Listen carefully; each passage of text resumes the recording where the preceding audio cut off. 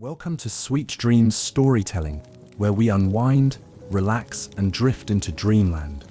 I'm your host, Mike, and I'm so glad you're joining me tonight. Let's get cozy and settle in. Story for this evening is The Last Minstrel, Chapter 1, The Study. In the quiet hum of the late afternoon, Jonathan Bell's study was a sanctum of chaotic order, where piles of books teetered precariously, papers littered every surface, and artifacts of medieval replicas adorned the nooks. Once a vibrant professor of English literature, Jonathan had retired to the slower pace of a small American town, where his passion for the romantic and chivalric tales of yore did not dim with his professional duties. The walls of the room were lined with shelves that sagged under the weight of centuries' worth of literature, philosophy, and history.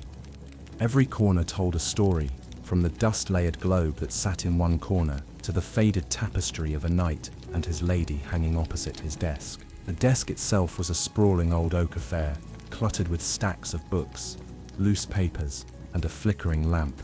On this particular evening, Jonathan was absorbed in a volume of medieval poems, his eyes tracing the florid handwriting of a facsimile manuscript. He was preparing for his weekly visit to the local library, where he volunteered to read stories to children. It was an engagement he cherished, a chance to ignite young imaginations with tales of knights, dragons, and quests of honor. As he read, Jonathan's fingers absent-mindedly brushed against a small wooden lute that lay beside him.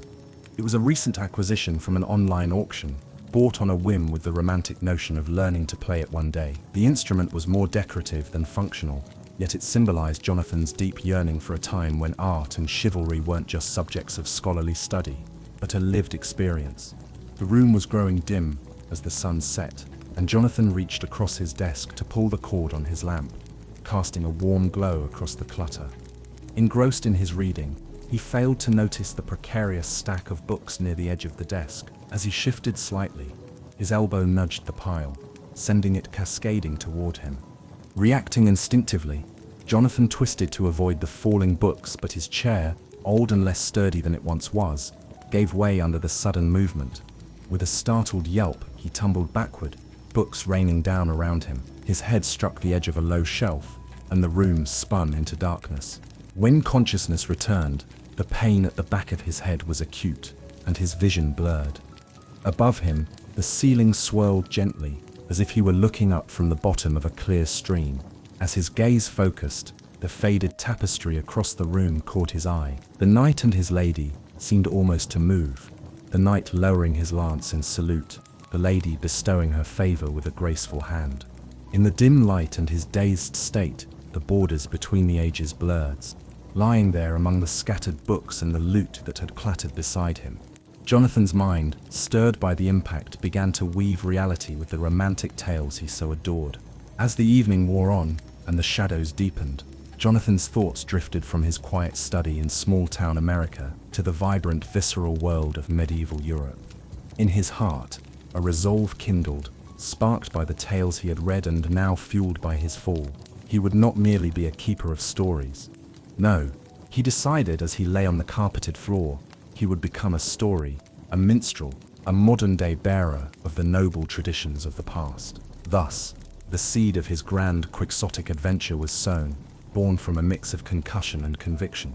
By the time Jonathan managed to rise, steadying himself against the desk, his world had transformed. He was no longer just Jonathan Bell, the retired professor. He was Jonathan Bell, the last minstrel, and his quest was about to begin. Chapter 2, The Awakening. Morning light spilled through the cracks of the heavy curtains, dust motes dancing in the narrow beams as Jonathan Bell awoke with a start. The events of the previous night came rushing back to him. The cascade of books, the fall, and the visions of medieval chivalry that had filled his mind as he lay on the floor. Despite the aching throb at the back of his head, a new purpose ignited within him, burning brighter than the morning sun. He sat up, gingerly touching the tender spot where his head had met the shelf. The room was a disarray of books and papers, a testament to his literal downfall.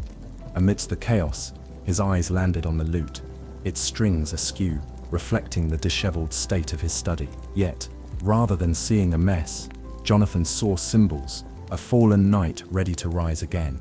Determined, Jonathan pushed himself to his feet, his movements slow and deliberate. He approached the mirror that hung by the door, a simple piece framed in dark wood. The reflection that stared back at him bore little resemblance to the man who had been eagerly reading just the night before. His eyes, usually mild and thoughtful, now burned with a fervor, a fire kindled by dreams of a bygone era. "I am no longer just a man," he whispered to his reflection. "I am a minstrel, a bearer of stories and songs, a champion of the noble and the good." His voice, though slightly hoarse, carried a conviction that filled the room, bouncing off the walls lined with the silent witnesses of hundreds of years of literature.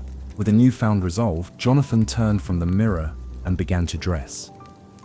He chose a tunic, somewhat musty but richly embroidered, which he had once worn for a medieval fair.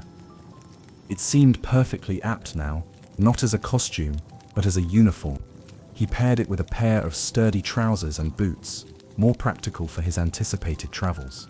Next, he attended to the lute. He spent the morning restringing it, consulting an old book for guidance.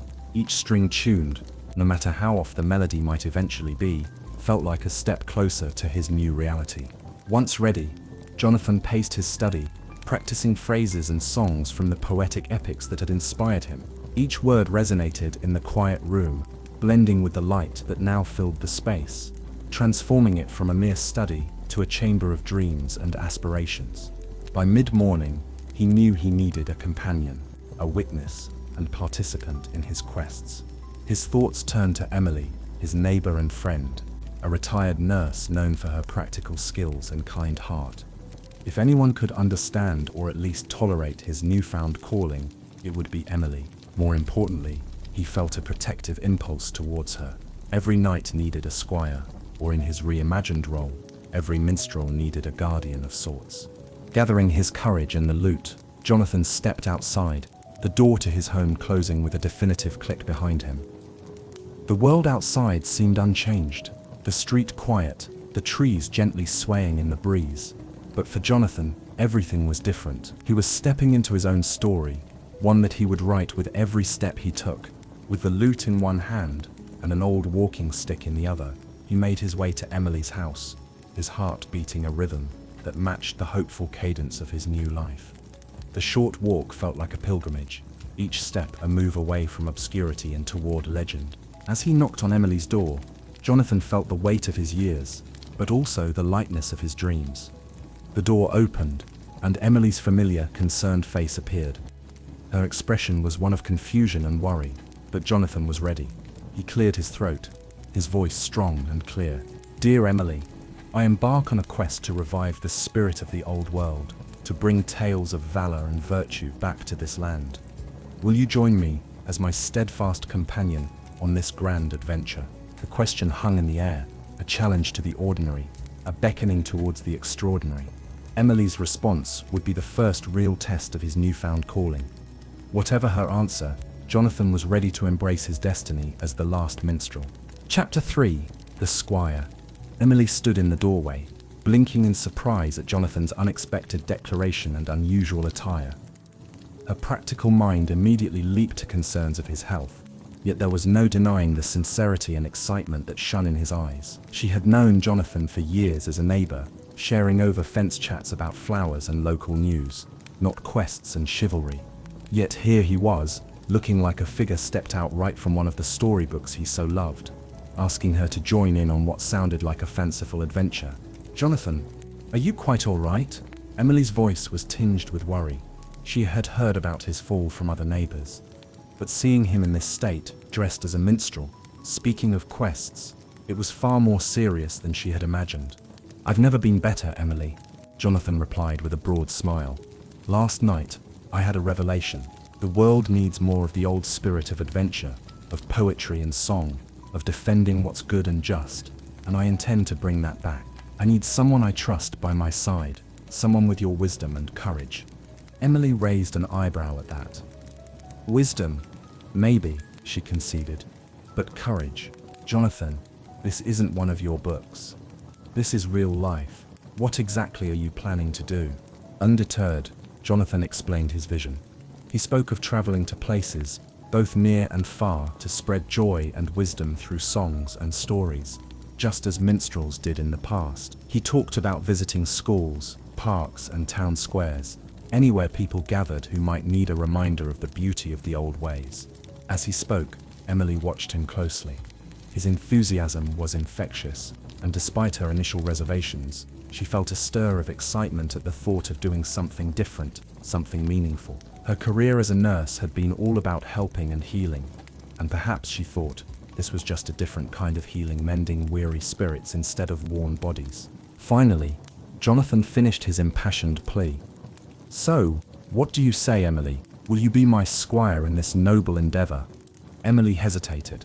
Her practical side screamed that this was folly, a whimsical phase perhaps triggered by his accident. But another part of her, a part she seldom listened to, the part that had once dreamed of adventure and change, whispered that this might just be the kind of purpose she'd been missing since retiring.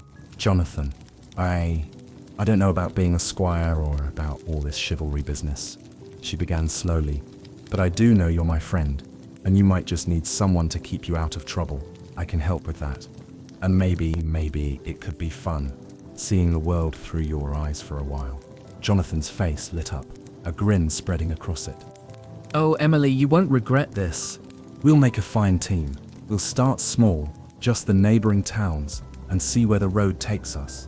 But first, we'll need to get you outfitted."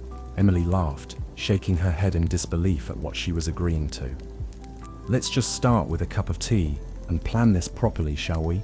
Back inside Jonathan's kitchen, over steaming cups of tea and a map spread on the table, they began to sketch out their first forays. They discussed logistics like travel routes and finances, and Emily insisted on a few ground rules for safety and practicality. As the morning turned into afternoon, what had started as a bizarre interruption to her day had transformed into a tangible plan. Emily found herself genuinely looking forward to their first outing.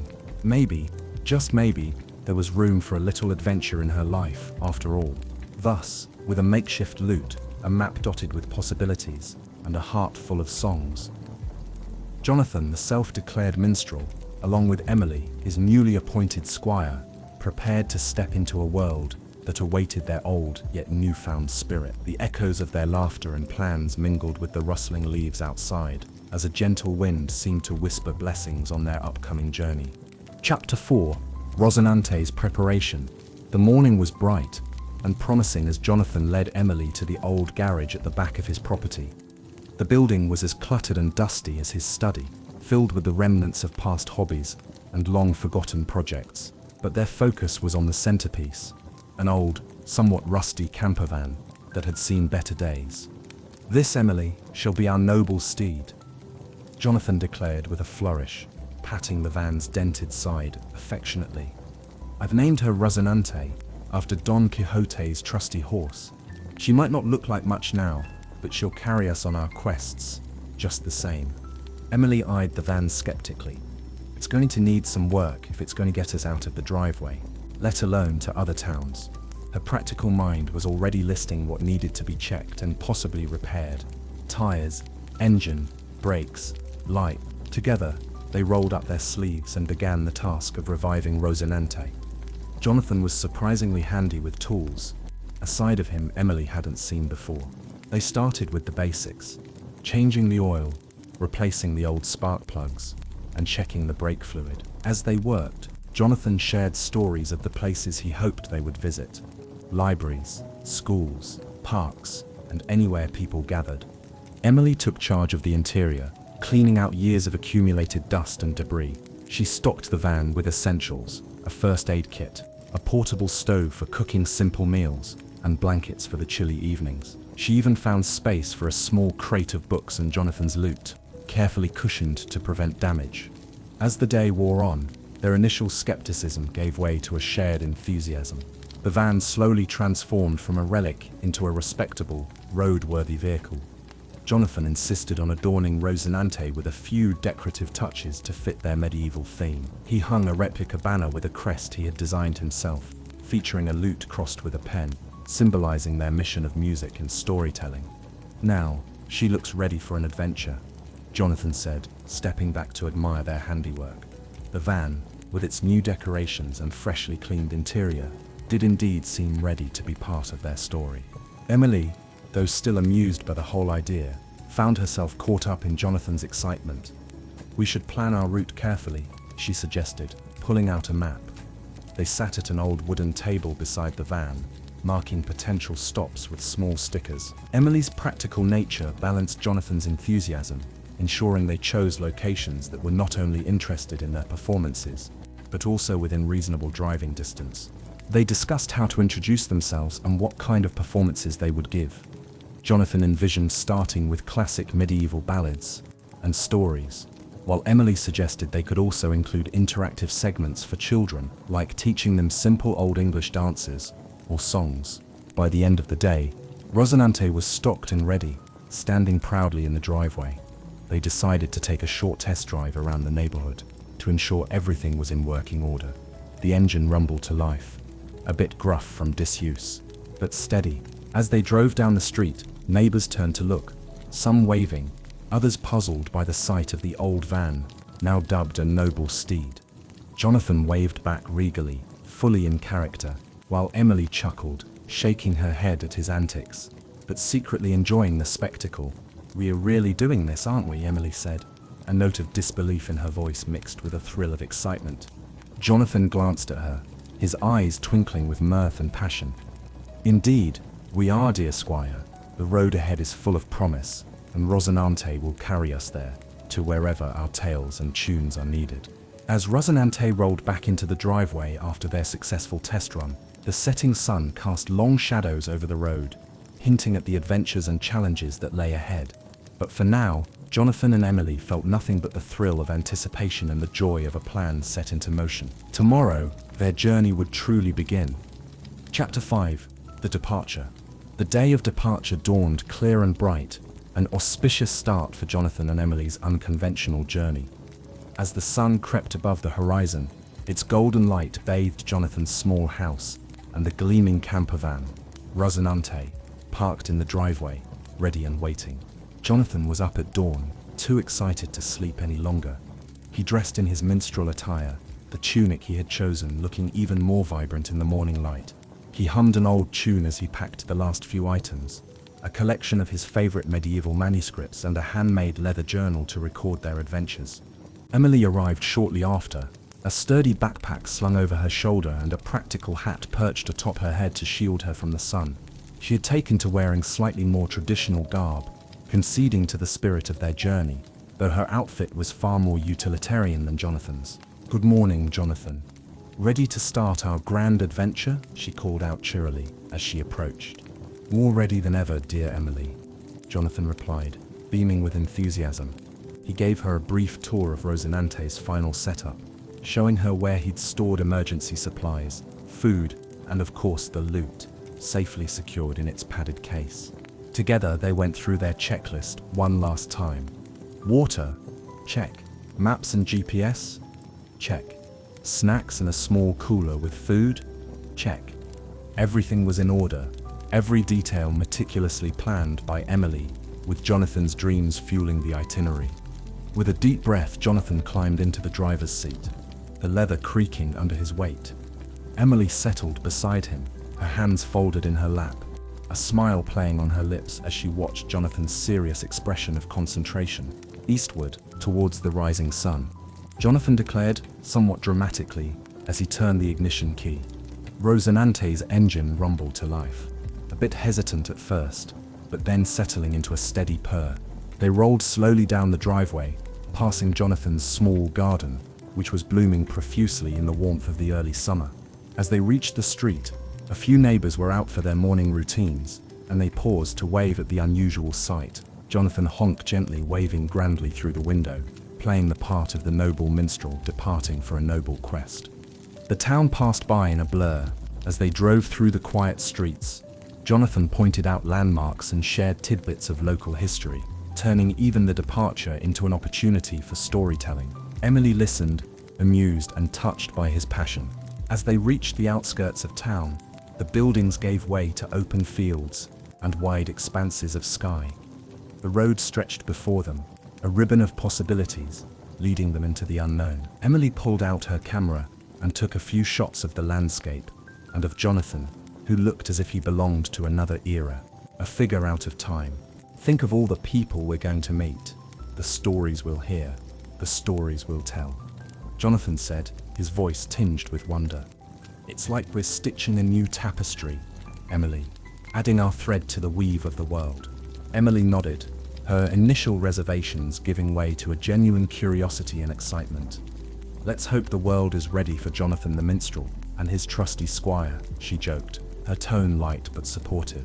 The highway called to them, an invitation to adventure, and as Rosinante settled into a comfortable cruise, the two friends shared a look of complicit excitement. This was just the beginning, and whatever lay ahead, they were ready to meet it together, with open hearts and eager spirits. The last view of their town faded into the distance, marking not an end, but a grand new beginning.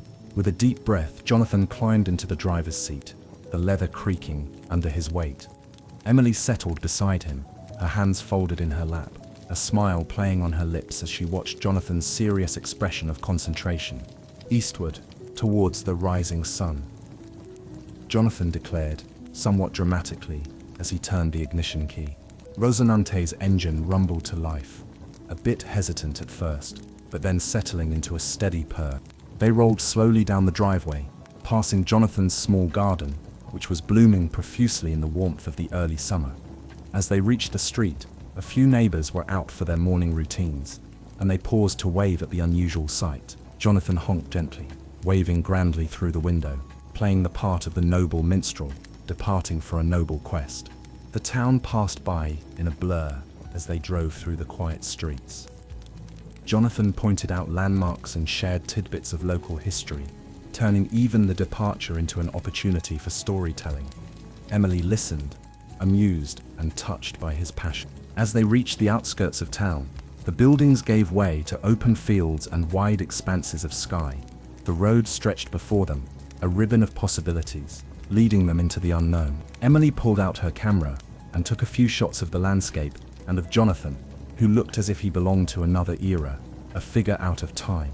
Think of all the people we're going to meet, the stories we'll hear, the stories we'll tell, Jonathan said, his voice tinged with wonder. It's like we're stitching a new tapestry, Emily, adding our thread to the weave of the world. Emily nodded, her initial reservations giving way to a genuine curiosity and excitement. Let's hope the world is ready for Jonathan the minstrel and his trusty squire, she joked, her tone light but supportive. The highway called to them, an invitation to adventure, and as Rosinante settled into a comfortable cruise, the two friends shared a look of complicit excitement. This was just the beginning, and whatever lay ahead, they were ready to meet it together, with open hearts and eager spirits. The last view of their town faded into the distance, marking not an end, but a grand new beginning. Chapter 6: The Windmill Giants. As Rosinante hummed along the rural highway, the scenery slowly transitioned from quaint towns to expansive farmland, dotted with livestock and large patches of wildflowers that swayed in the gentle breeze. Jonathan was in high spirits, narrating every historical battle and epic tale associated with the regions they passed through, much to Emily's amusement and occasional bemusement. It was mid-afternoon when they approached a vast open field marked by several towering structures. At first glance, the structures looked like great titans standing watch over the land. As they drew closer, Jonathan's imagination took flight. The structures were not mere modern wind turbines as Emily saw them, but grand giants of old, spinning their massive arms against the sky. "Behold, Emily, giants guarding the horizon," Jonathan exclaimed, his voice filled with a mix of awe and challenge. Emily squinted at the giants, then back at Jonathan, her expression a mixture of concern and disbelief. "Jonathan, those aren't giants, they're wind turbines, you know, for generating electricity." Undeterred by Emily's practical explanation, Jonathan was already weaving his narrative. In the stories of old, giants often disguised themselves, deceiving the unwary. But I see them for what they truly are. We must do battle and vanquish these foes, for the safety of the land. Before Emily could protest further, Jonathan pulled Rosinante off the road and onto a small dirt track leading closer to the turbines. The van bumped along, stirring clouds of dust as they approached the towering structures. As they got closer, the whirring sound of the blades cutting through the air became more pronounced, a mechanical, rhythmic swoosh that felt both alien and mesmerizing. "Prepare yourself, dear squire," Jonathan called out, his hand gripping an old wooden staff he had brought as a prop for such moments. He stopped the van a safe distance away, under the shadow of the nearest turbine. The sheer size of it was indeed intimidating up close, its blades casting long, sweeping shadows across the ground. Emily, ever the realist, tried once more to reason with him. "Jonathan, look at them. They're just machines. They're not alive. They can't be vanquished. They do good, providing clean energy." Jonathan, however, was not to be swayed. With a determined look, he stepped out of Rosinante, staff in hand, and approached the base of the turbine. He stood there for a moment, the wind from the blades tossing his hair and tunic, making him look more like a figure from a painting than ever. Raising his staff, he addressed the giant with grandeur. "I, Jonathan the minstrel, challenge thee, guardian of the wind, to cease your menacing and surrender to the power of chivalry and song." Emily watched, a mix of anxiety and a growing urge to laugh at the absurdity of the situation. She followed him, ready to pull him back, if necessary. After his declaration, Jonathan paused, seemingly waiting for a response. The turbine continued its relentless motion, indifferent to the challenge issued by a lone minstrel. Realizing the futility of his challenge, Jonathan's posture slowly relaxed, and he turned to Emily with a sheepish grin. "You're right, Emily. Perhaps these giants are just giants of industry after all." Emily couldn't help but laugh, relief flooding through her.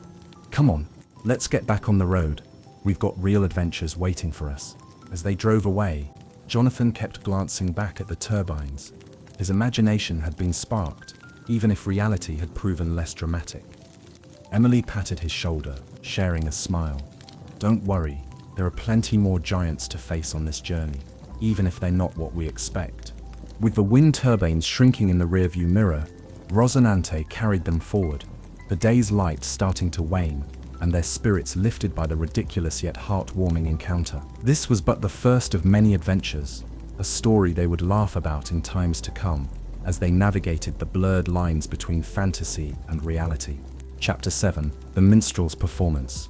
After their whimsical encounter with the windmill giants, Jonathan and Emily continued their journey, the roads leading them to a small town known for its appreciation of historical reenactments and local festivities. Feeling that this could be the perfect place for their debut performance, Jonathan was brimming with excitement.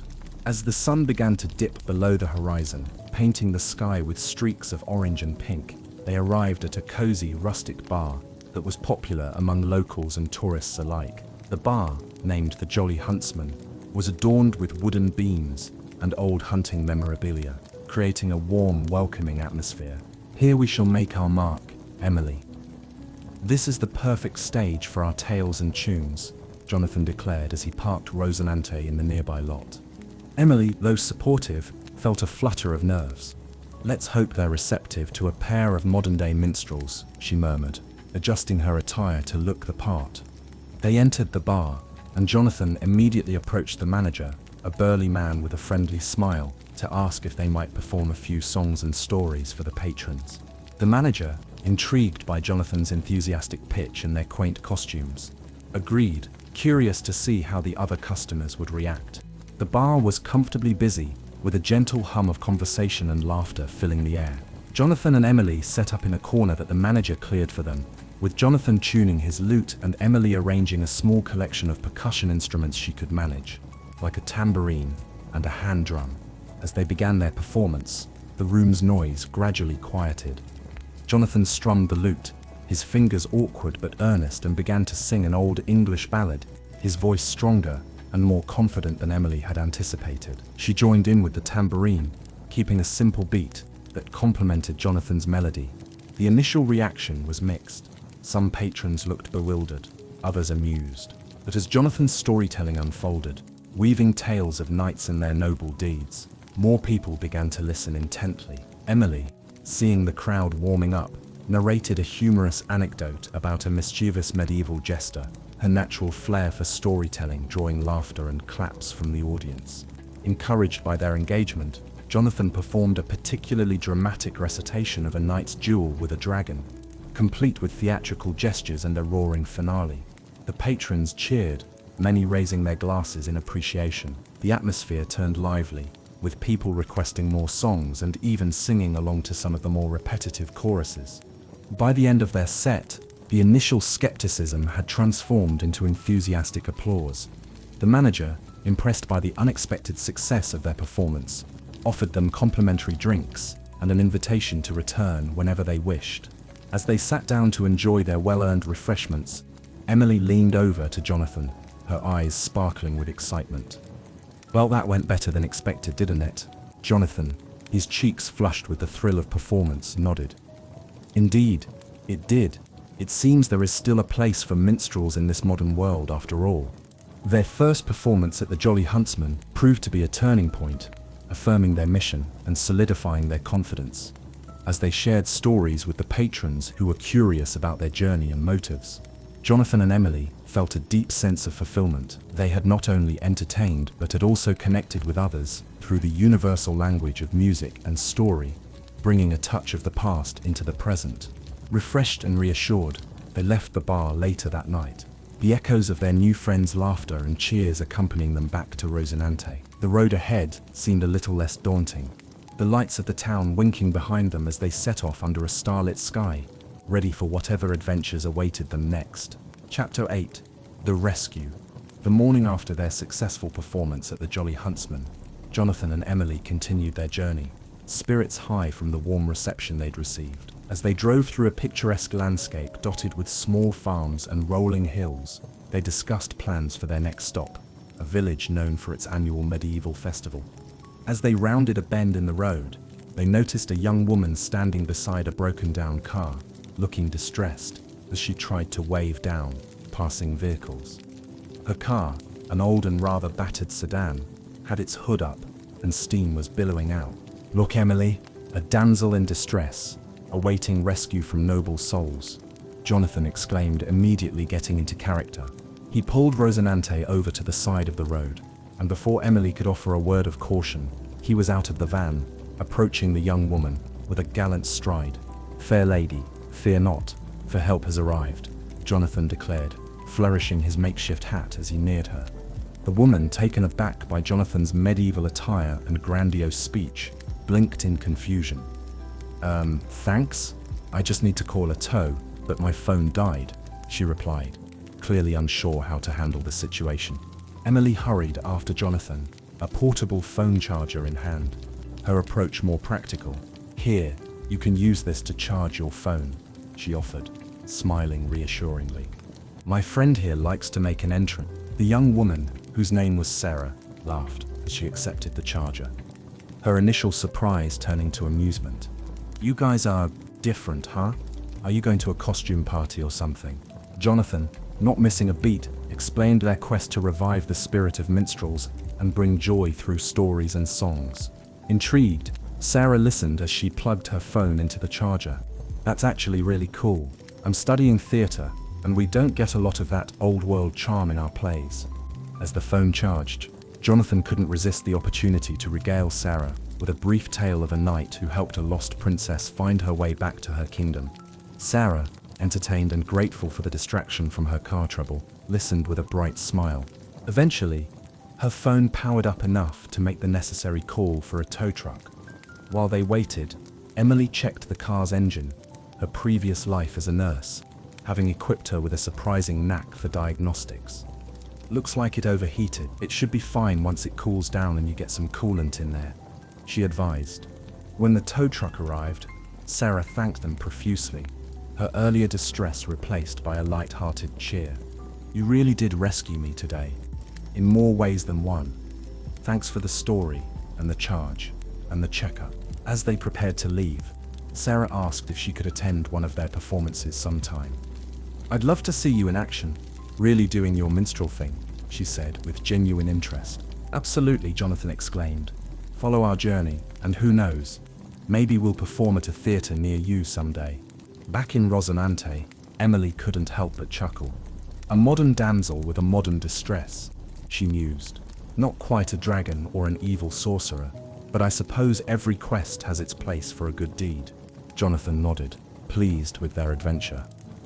"Every person we meet, every story we share, it's all part of the tapestry we're weaving." Today it was Sarah's turn to be part of our story. With that, they continued on their way, the road stretching before them like the opening pages of an unwritten chapter, ready for whatever tales it might bring into their journey. Chapter 9: The Band of Merrymakers. As they continued their journey through the countryside, Jonathan and Emily happened upon a bustling Renaissance fair set in the heart of a wide valley, surrounded by lush woodlands. Colorful banners flapped in the breeze, and the air was filled with the sounds of laughter, music, and the clinking of artisans' tools. The fair was a vibrant tapestry of sights and sounds, drawing visitors from all over the region. "Behold, Emily, a festival of the old world," Jonathan exclaimed, his eyes lighting up with excitement. "Surely, this is a sign that we are on the right path." Emily, though initially hesitant about the idea of diving into such a crowded event, was soon swept up in Jonathan's enthusiasm. They parked Rosinante near an old oak tree and ventured into the heart of the fair. The fair was a feast for the senses. Jugglers tossed flaming torches into the air, minstrels strummed lutes and sang ballads, and actors in period costumes performed scenes from Shakespearean plays on makeshift stages. Stalls lined the paths, selling everything from handmade leather goods to sweet mead and hearty pies. Jonathan, feeling completely in his element, decided they should join the performers. He approached the organizer, a jovial man named Jeffrey, who was intrigued by their genuine minstrel attire and authentic demeanor. "Why, the more the merrier," Jeffrey declared. "We've got a spot on the minstrel stage that's just opened up. You'll be a fine addition to our band of merrymakers." Grateful for the opportunity, Jonathan and Emily prepared to perform. Jonathan tuned his lute with extra care, while Emily practiced the rhythms on her hand drum. Their first performance started timidly as they adapted to the boisterous environment, but they soon found their rhythm. The audience, initially curious, was quickly charmed by Jonathan's heartfelt singing and Emily's spirited drumming. Their repertoire of old ballads and lively tales captivated the fairgoers, who clapped along and cheered for more. Between performances, they mingled with other entertainers, sharing stories and learning new songs. Emily was particularly taken with a group of dancers who taught her a traditional jig, which she found both exhausting and exhilarating. As the day wore on, Jonathan and Emily felt a deep sense of belonging. The camaraderie among the performers was palpable, and they were welcomed as if they had always been part of this wandering troupe of artists. However, not everything went smoothly. During one performance, Jonathan got so caught up in his character that he accidentally stepped too close to a fire breather, singeing the edge of his tunic. Emily had to pull him back, her nursing instincts kicking in as she made sure he wasn't hurt. Despite the minor mishap, they laughed it off, and the incident became yet another tale to add to their collection. As the sun began to set, casting a golden glow over the fair, Jonathan and Emily were invited to join the closing ceremony.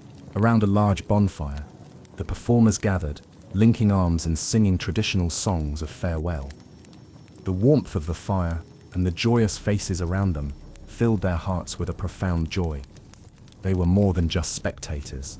They were part of a community, if only for a day. When the time came to leave, Jeffrey pressed a small pouch of coins into Jonathan's hand. "For your travels, minstrels, may the road rise to meet you, and the wind be always at your back." As they walked back to Rosinante under a sky, now jeweled with stars, Emily squeezed Jonathan's arm. "Today was something special, wasn't it?" "It truly was," Jonathan agreed, feeling a deep contentment. "Today, we were not just passing through, we were part of something larger, a band of merrymakers, sharing the joy of the old ways with the world." With hearts light and spirits high, they climbed into Rosinante, the echoes of the day's laughter and song accompanying them as they drove off, ready for the next chapter of their adventure. Chapter 10: The Jewel. The morning after their memorable time at the Renaissance Fair, Jonathan and Emily continued their journey, their spirits buoyed by the previous day's camaraderie and celebration. Their next stop was a small town hosting a local fair, known for its friendly competitions and family-oriented activities. Inspired by their recent experiences, they were eager to participate and share their tales. Upon arriving, they found the town square bustling with activity. Booths lined the perimeter, offering everything from homemade jams and handcrafted jewelry to games of skill and chance. The centerpiece was a makeshift arena where a mock medieval tournament was to take place, drawing a crowd of eager spectators.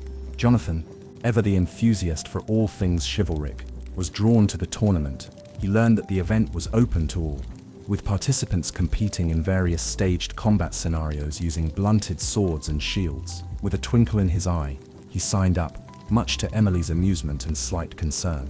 "Don't get too carried away, Jonathan," Emily cautioned, half joking. "Remember, we're here to entertain, not to enter actual combat." Jonathan laughed, adjusting his tunic. "Fear not, dear Emily. It's all in good sport. Besides, what is a minstrel without a little adventure to sing about?" As the tournament began, Jonathan found himself matched against a local enthusiast, a burly man named Tom, who was dressed as impressively as any knight of old. The crowd cheered as the announcer introduced them, building up the excitement. The duel started playfully, with both participants clearly enjoying the role play. Jonathan, wielding his wooden sword with more enthusiasm than skill, managed to hold his own, his movements exaggerated and theatrical. Tom, clearly more experienced, parried Jonathan's attacks with ease, his counters sending the crowd into bouts of laughter.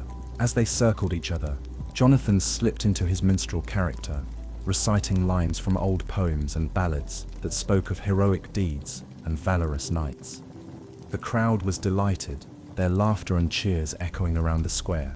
However, in his zeal, Jonathan made a misstep. He lunged a bit too energetically, causing his foot to catch on a loose part of his costume. He stumbled, swinging wildly to maintain balance. Tom, in a display of quick thinking and sportsmanship, turned the moment into a dramatic scene. He too stumbled, allowing Jonathan to defeat him with a gentle tap of the sword. The crowd erupted in applause, charmed by the display of camaraderie and showmanship. Jonathan helped Tom to his feet, and they bowed to the audience, who were now thoroughly entertained by the unexpected turn of events. After the duel, Jonathan was beaming, his chest puffed out in mock pride. "What a duel it was, Emily. Surely, that will be a tale to remember." Emily laughed, shaking her head. "Only you could turn a fall into a triumphant victory." Jonathan. The rest of the day passed in high spirits. They performed several times, with Jonathan incorporating the story of the duel into his repertoire, much to the amusement of those who had witnessed it. The episode became a local anecdote, emblematic of the fair's friendly and inclusive spirit. As they packed up to leave, the event organizer came over to thank them, praising their contribution to the fair's atmosphere. "You've brought a real sense of joy and history here today," she said. "I hope you'll consider returning next year." As they drove away from the town, the sun setting behind them, Jonathan was thoughtful. "Every place we visit, every person we meet, they all add threads to the story we're weaving. Today wasn't just about a mock duel, it was about connection, laughter, and the joy of shared stories." Emily nodded, her heart full. "And about how every stumble, whether in a duel or in life, can be turned into part of our dance." With the echoes of the day's laughter still ringing in their ears, they continued on their journey, ready for whatever new adventures awaited them on the road ahead. Chapter 11. The Reflection. After the excitement and camaraderie of the local fair, Jonathan and Emily decided to take a day off from their travels. Finding a quiet, secluded spot by a serene lake nestled within a forest, the peaceful setting, with its gentle lapping waters and rustling leaves, provided the perfect backdrop for reflection and introspection. They set up a small camp near the water's edge, with Rosanante parked nearby. After a light meal of sandwiches and fresh fruit, they settled down on a couple of worn blankets spread over the grass. The tranquil environment, far removed from the bustling energy of their recent adventures, invited a calm and open conversation. "Emily," Jonathan began, his tone more serious than usual, "do you ever wonder if we're making a real difference with our journey, or if it's just an escape from reality for me?" Emily looked at him, appreciating his vulnerability. "I think it's a bit of both," she replied, thoughtfully. "You started this journey looking for something, maybe without even knowing what it was. But look at the joy we've brought to people, the smiles, the laughter. Isn't that a difference worth making?" Jonathan nodded, gazing out at the lake. "True. The world seems to need reminders of joy and simplicity. Maybe the minstrel's way isn't just about escape, but about reconnecting with those parts of ourselves too easily forgotten in the hustle of modern life. As the afternoon sun cast a golden glow over the scene, they discussed the various people they had met, the stories they had shared, and the lessons they had learned. Each encounter had left its mark, shaping the path of their quest in ways neither had anticipated. "I've noticed a change in you, Jonathan," Emily said, a soft smile gracing her lips. "You seem more at peace, more grounded than when we started." Jonathan considered her words, realizing she was right. This journey has been more than a quest for the past. It's been a path to understanding myself and my place in the world. And having you as my companion, my friend, has made it all the more meaningful. They spent the rest of the day in quiet activities, reading, writing in their journals, and sometimes just sitting in silence, absorbing the natural beauty around them. Jonathan strummed his lute softly at times, not performing but simply melding his notes with the whisper of the wind and the murmur of the lake. As evening approached, they prepared a simple dinner over a small campfire. The flickering flames reflected in their eyes, mirroring the warmth and comfort of their shared experiences. They talked about the future, about what lay ahead once their journey came to an end, and how they could carry forward the lessons and insights gained along the way. "This journey will end, but our story won't," Jonathan mused, as they watched the stars begin to pepper the sky. "We'll carry these memories, these stories, and maybe, just maybe, will inspire others to find their own paths, their own adventures." Emily nodded, her heart full.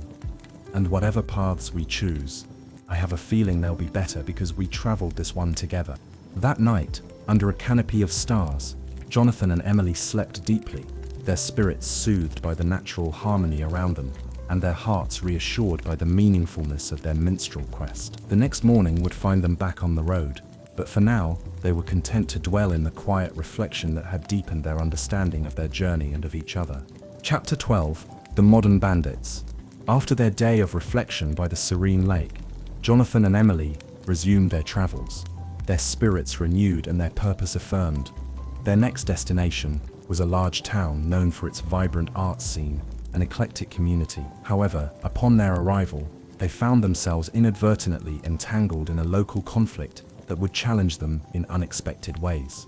As they navigated through the bustling streets of the town, trying to locate a community center where they were scheduled to perform, they inadvertently drove into the midst of a tense standoff between a group of local bikers and a small business owner. The confrontation was taking place in front of a quaint coffee shop, where the owner was arguing with several leather-clad bikers about parking spaces that were being used without permission. Seeing the commotion, Jonathan, ever the idealist, saw an opportunity to intervene and bring peace, much as a knight-errant might in the tales he so loved. He parked Rosinante a safe distance away and approached the scene with Emily cautiously following behind. "Good sirs and fair lady," Jonathan addressed the bikers with his usual theatrical flair. "I am Jonathan the minstrel, and this is my companion, Emily. What trouble brews here that disturbs the peace of this fine town?" The bikers and the shop owner looked at Jonathan and Emily, clearly taken aback by their unusual appearance and Jonathan's formal speech. One of the bikers, a large man with tattoos covering both arms, frowned at Jonathan. "Who are you? Some kind of joker? This doesn't concern you." Undeterred, Jonathan continued. "In the stories of old, misunderstandings such as this would be settled not by discord, but through dialogue and mutual respect. Let us not be enemies, but seekers of a harmonious solution." Emily, more practical and aware of the potential for the situation to escalate, tried to support Jonathan's initiative while also signaling him to tread carefully. She addressed the coffee shop owner. "We're here to share stories and songs, to bring joy. Maybe we could start by helping to ease this tension." The shop owner, a middle-aged woman named Helen, was more receptive. "That's kind of you, but I'm not sure they're interested in talking it out," she said, gesturing towards the bikers. However, as the bikers listened to Jonathan speak about respect and community, his voice earnest and his intentions clear, they began to relax slightly. The leader of the bikers, the man who had first spoken, nodded slowly. "All right, minstrel, we're listening. What's your peaceable solution?" Jonathan, relieved by the opening, quickly thought on his feet. Why not designate some spaces for your bikes that don't block the shop's entrance? In return, perhaps the shop could offer a discount on coffee for bikers who park respectfully. Both sides gain respect and consideration. After a brief discussion among themselves, the bikers agreed to Jonathan's proposal. Helen, though skeptical at first, decided to give it a try, appreciating Jonathan's and Emily's efforts to defuse the situation, with the conflict resolved more amicably than anyone had anticipated. The bikers, intrigued by Jonathan and Emily's costumes and mission, stayed to listen to a few of Jonathan's tales and Emily's songs, which were performed right there on the sidewalk. The performance not only drew the bikers, but also attracted passers-by, turning the tense encounter into an impromptu celebration of community and understanding. As the crowd dispersed, the biker leader shook Jonathan's hand. Didn't think I'd be taking advice from a guy in tights today, but here we are. Thanks, minstrel. Emily and Jonathan left the scene humbled and heartened by the experience. They had navigated a modern-day conflict using timeless values, reinforcing their belief in the power of empathy and dialogue. That evening, as they recounted the day's events, they realized how their journey was continually teaching them about the complexities of human interactions and the universal desire for respect and peace. Chapter 13: The Confrontation. Following their unexpected success in mediating the conflict between the bikers and the coffee shop owner, Jonathan and Emily continued to explore the vibrant town, inspired by their ability to bring about a peaceful resolution. However, their day took a sharp turn when they stumbled upon a more serious and dangerous situation. While walking through a less frequented part of town, near an old industrial area, they heard shouts and the sound of breaking glass. Curious and concerned, Jonathan led the way towards the noise, with Emily close behind, her apprehension growing with each step. As they turned a corner, they found a group of young men vandalizing an abandoned warehouse. Windows were being smashed, and graffiti was being sprayed across the brick walls. The air was thick with tension and the sharp scent of spray paint. Seeing the destruction, Jonathan's instinct to intervene flared up. He stepped forward, raising his hands in a gesture of peace. "Friends, why do you bring ruin upon this place? What anger drives you to such ends?" he called out, his voice firm yet gentle, trying to reach out to the vandals. The group paused, turning to face the unexpected intruders. One of the vandals, a tall, wiry young man with a defiant look, sneered at Jonathan. "What's it to you, old man? Go back to your fairy tales and leave us be." Emily tugged at Jonathan's sleeve, whispering urgently, "Maybe we should call the police. This isn't like the bikers, Jonathan. This could get dangerous." But Jonathan, caught up in the moment, felt a responsibility to try to defuse the situation. "There is no honor in destruction. Let us help you find a better path, one that leads to creation, not ruin," he persisted, his belief in the power of his words unwavering. The leader of the group, seeing that Jonathan wasn't easily intimidated, advanced towards him, a can of spray paint in hand. "Time to leave, Grandpa, before you regret it," he threatened, shaking the can menacingly. Just as the situation seemed about to escalate into violence, police sirens wailed in the distance, growing louder. The vandals, startled by the approaching sound, quickly scattered, disappearing into the maze of streets. Jonathan and Emily were left standing alone among the debris, their hearts pounding with adrenaline. Emily, visibly shaken but relieved, turned to Jonathan. "That was too close, Jonathan. We can't just step into every conflict. Not all can be solved with words." Jonathan, his idealism dimmed by the encounter, nodded slowly. "You're right, Emily. My heart was in the right place, but perhaps my head was not. We must be more cautious." As they walked back towards the main part of town, Jonathan was quiet, reflecting on the limits of his approach. The sound of the police sirens had faded, leaving behind a sobering silence. They decided to visit the local police station to report what they had witnessed and to provide a description of the incident. The officers were appreciative of their effort and concern, but also advised them to be more careful in the future. "That kind of bravery is commendable, but it's also risky," one officer said, a note of respect in his voice. "Leave such situations to us next time." As they left the police station, the weight of the day's events hung heavy on them. They returned to Risanante, their mobile haven, feeling a mix of emotions. That night, under the soft glow of the van's interior light, they talked about the need to balance courage with prudence, idealism with realism. This journey isn't just about spreading joy through stories and songs, Jonathan mused, a bit more somberly. It's also about learning when to step forward and when to step back. Emily nodded, placing a comforting hand on his arm. And whatever steps we take, we'll take them together. That night, as they drifted off to sleep, the lessons of the day settled deep in their minds, shaping the contours of their journey in ways they had not anticipated. Chapter 14. Emily's diplomacy. After the tense encounter at the abandoned warehouse, Emily insisted they take a day to rest and regroup. Jonathan agreed, recognizing the need to reflect on their approach to potentially dangerous situations. They chose a peaceful spot in a local park, near a small pond where ducks paddled lazily and children played nearby.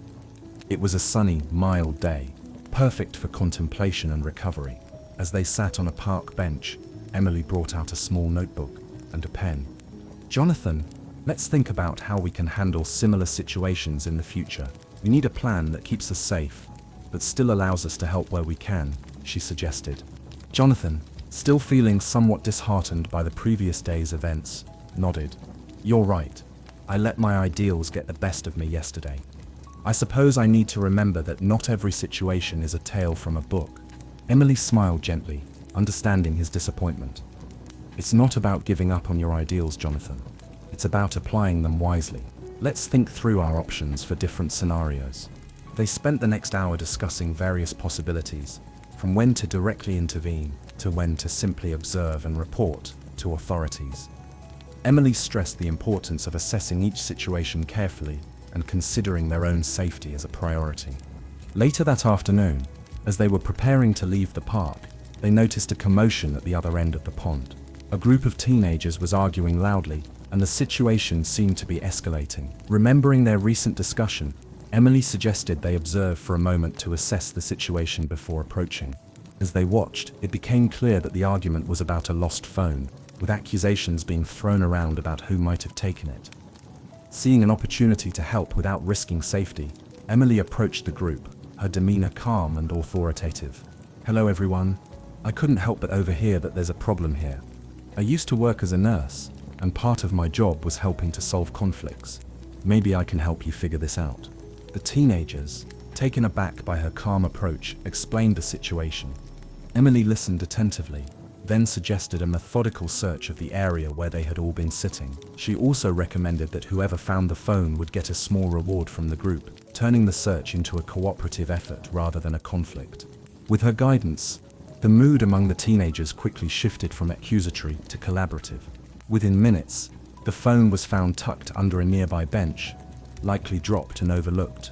The teenagers thanked Emily, impressed by her ability to turn the situation around. She gave them a brief talk about the importance of communication and teamwork in resolving disputes. As they walked back to Rosinante, Jonathan looked at Emily with admiration. You handled that beautifully, Emily. I'm proud to have you as my companion on this journey. Emily chuckled. It's all about finding the right approach.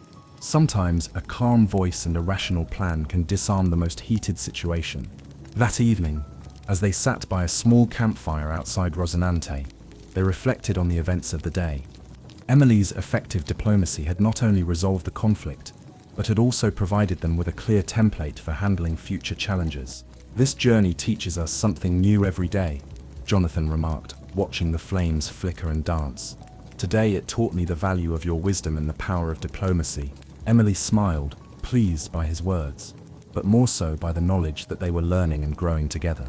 Every day is a chance to learn how to better navigate the world, with all its complexities, and I wouldn't want to do it with anyone else but you, Jonathan. As the fire died down to glowing embers, they went to bed feeling more prepared for whatever challenges lay ahead, knowing that together they could face much more than they ever could alone. Chapter 15. The Reality. After their day of reflection and Emily's effective handling of the conflict at the park, Jonathan felt a mixture of inspiration and introspection. He recognized the need to balance his idealistic pursuits with practicality, a lesson that was becoming increasingly clear as they navigated more complex situations on their journey. As they left the small town behind and continued on their way, Jonathan pondered the lessons he had learned. They decided to visit a nearby city, hoping to bring their performances to a larger audience. The bustling urban environment presented a new set of challenges and opportunities for Jonathan and Emily. Upon arriving in the city, they were immediately struck by the stark contrasts. Beautiful parks nestled between high-rise buildings, streets teeming with diverse crowds, and the palpable energy of a place always on the move. They set up near a popular public square where people of all walks of life crossed paths. As they began their performance, a crowd gathered, drawn by Jonathan's enthusiastic storytelling and Emily's rhythmic accompaniment. However, midway through a particularly animated tale, a group of hecklers interrupted, mocking Jonathan's old-fashioned language and questioning the relevance of his stories. Jonathan, initially taken aback, tried to engage with the hecklers humorously, hoping to diffuse the tension, but the hecklers persisted, their words growing harsher. For the first time, Jonathan felt a deep sense of doubt about his mission. Was he really making an impact? Or was he merely an anachronism in a world that had moved on? Seeing his discomfort, Emily stepped in, addressing the crowd with a calm authority. "We're here to share a bit of history, a bit of joy. If that's not your thing, that's okay. There's plenty of space for all of us here." Her words resonated with many in the crowd, who applauded her sentiment. The hecklers, now outnumbered by the supportive audience, eventually moved on. Jonathan was grateful for Emily's intervention, but the incident left him contemplative. That evening, as they sat in Rosinante parked by a quiet riverside, Jonathan opened up about his feelings. Maybe Emily was right. Perhaps there are limits to what we can achieve with stories and songs. Not everyone wants to hear tales of chivalry and old-world values. Emily listened, then gently offered her perspective. "Jonathan, maybe it's not about changing the world on a grand scale, but touching lives where we can.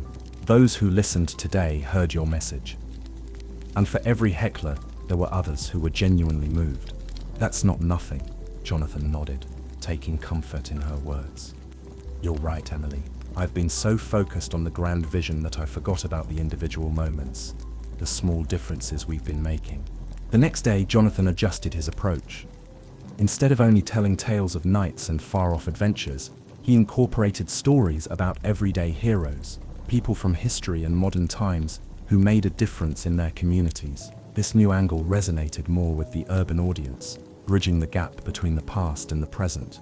Their time in the city became a turning point. As they performed over the following days, Jonathan felt a renewed sense of purpose, not in pursuing a quixotic ideal, but in connecting with people in meaningful ways, however small. As they prepared to leave the city, Jonathan reflected on this shift in his journey. "It's not about escaping reality, but enriching it, isn't it?" he mused to Emily as they packed up. Emily smiled, packing away her drum.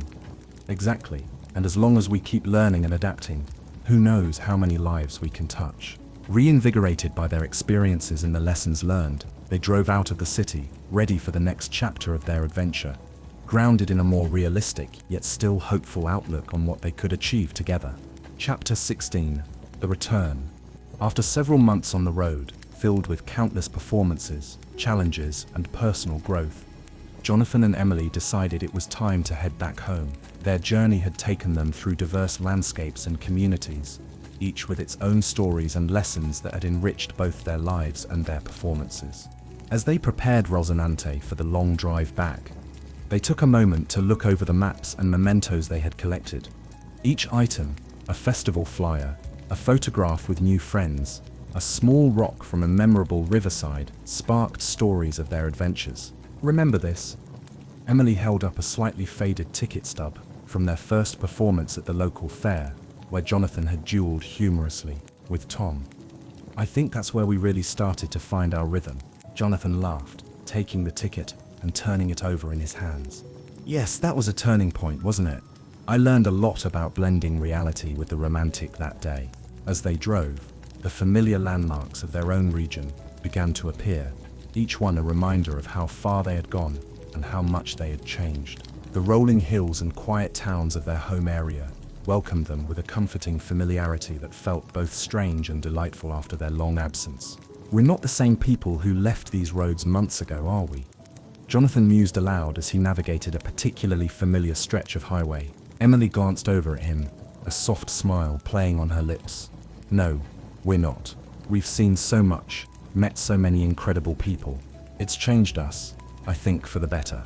As they approached their hometown, the site of the local landmarks, the old water tower, the community center where Jonathan used to read stories to children, the small cafe where Emily loved to get her morning coffee, brought a surge of mixed emotions. There was the joy of returning to a place full of memories, and the melancholy of ending their journey. Upon their return, they were greeted by friends and neighbors who had followed their journey through updates and photos. Their homecoming felt like a celebration, with stories and laughter filling the air, and questions about their adventures asked with eager curiosity. In the days that followed, Jonathan and Emily took the time to settle back into their routines, but they found that their experiences had transformed these too. Jonathan began organizing local storytelling events, infusing them with the insights and styles he had learned on the road. Emily, inspired by the communities they had visited, started a project to enhance local arts and cultural activities. One quiet evening, as they sat together on Jonathan's porch, watching the sunset paint the sky in hues of orange and pink, they reflected on the entire journey. We set out to bring stories to the world, but in the end, I think the stories brought something back to us, Jonathan said, his voice tinged with nostalgia and wisdom. Emily nodded, her eyes reflecting the sunset. Yes, they did. They brought us a new understanding, not just of the tales we told, but of ourselves and what we can do with our time, our words, and our actions. As the sky darkened and the first stars appeared, they knew that this journey was only the beginning of what was to come. Their adventure had ended, but the stories they would tell and the impact they would have on their community was just beginning. They had returned home, but they brought back a world within them, forever changed, forever enriched. In the quiet of the evening, they planned future projects and dreamed new dreams, their hearts full, their spirits high, and their bond stronger than ever. Chapter 17. The Poet's New Verse. Home again, Jonathan found himself surrounded by the familiar, the creak of his front door, the rustle of leaves in the backyard maple, the warm scent of old books in his study. Yet everything felt subtly different, like a familiar song now played in a new key. He moved through his home with the ease of a man returning to something well-loved, but now, with the eyes of someone who had seen more. He stood in his study, the room that had launched his quest months ago. Dust had settled on the shelves, but so had peace. The tapestry on the wall, the knight and his lady still hung there, but he no longer looked at it as an invitation to escape. Instead, it was a tribute, a reminder of the inspiration that had propelled him towards something extraordinary. What now? He asked himself, not with the despair of a journey's end, but with the curiosity of a new beginning. One quiet morning, while flipping through the worn leather journal he had carried on the road, Jonathan paused, pages filled with notes, sketches, names, towns, bits of dialogue, and half-finished lyrics stared back at him. These weren't just scribbles, they were moments, lives they had touched, laughter they had shared, stories they had been given. And suddenly, he knew.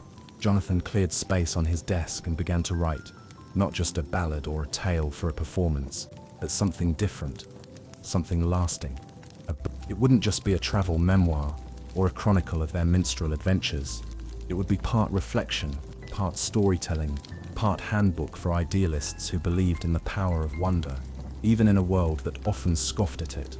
He called it The Last Minstrel, Tales from the Road of Wonder. Emily, of course, was his first reader. She'd stop by in the afternoons with fresh-baked scones and strong opinions. You can't just leave out the part where you almost got us arrested by singing to a city mayor mid-speech, she'd say, grinning. That wasn't almost arrested, it was gently escorted away.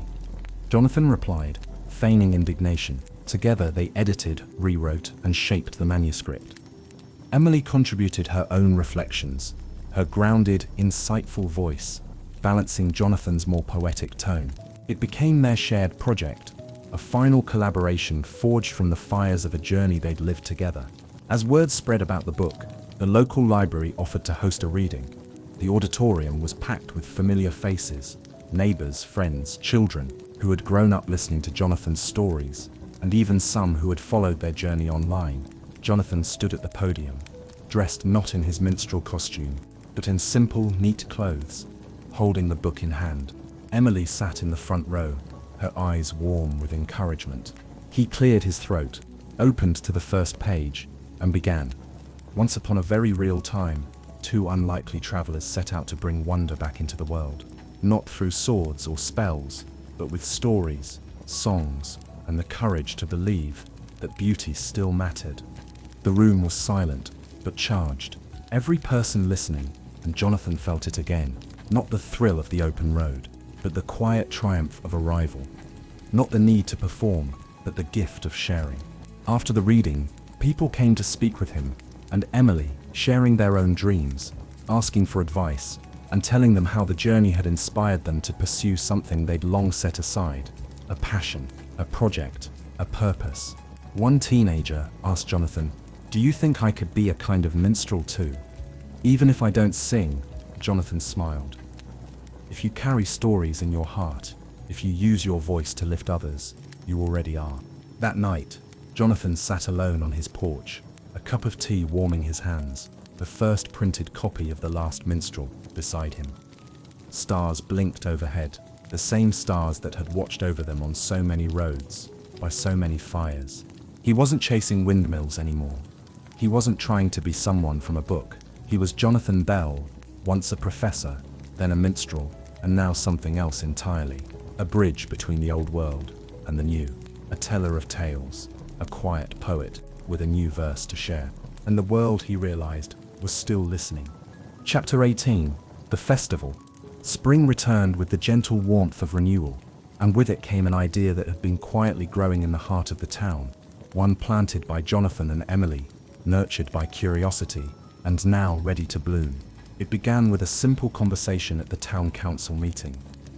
After the success of Jonathan's book, and the buzz surrounding their journey, the local librarian suggested hosting a community event inspired by their travels. What if, for just one day, everyone in town stepped into a world of imagination, of music, storytelling, creativity, and wonder? The idea caught fire. Plans were drawn. Volunteers poured in. The mayor, once baffled by Jonathan's eccentricity, now spoke proudly of their hometown minstrel. And just like that, a new tradition was born. The Festival of Tales. Held in the town's central park, the festival transformed the quiet green space into something extraordinary.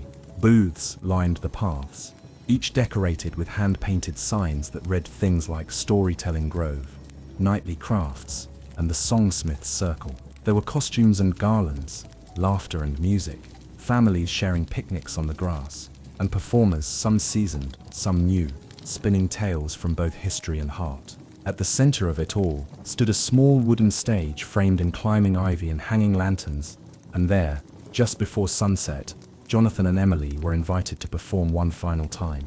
Jonathan stood before the crowd, not in his minstrel garb, but in a simple vest and rolled-up sleeves, a nod to the journey that had changed everything. Emily, beside him, tapped a tambourine against her palm, her eyes warm and sparkling. He addressed the audience, his voice steady but filled with emotion.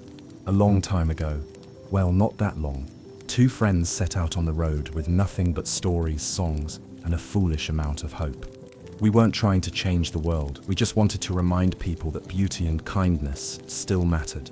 He paused, glancing around at the crowd. We didn't expect to come home to this, a town that embraced the dream and made it its own. He turned to Emily and grinned. She's still the brave one, by the way. The crowd laughed, and Emily gave him a theatrical bow. Then, with the sun dipping low behind them, they began their final performance, a blend of spoken word, music, and laughter, part ode, part thank you, and part invitation for everyone to step into their own story. As they played their last note, the crowd rose in applause, not just for the performance, but for the journey it symbolized, the way their own town had become part of something timeless and universal.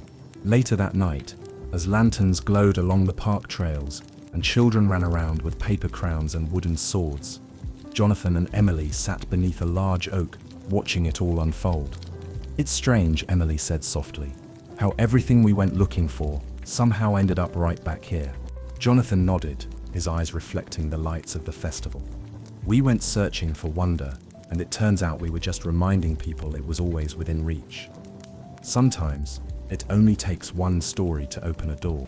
They sat in silence for a while, soaking in the laughter, the music, the gentle hum of community.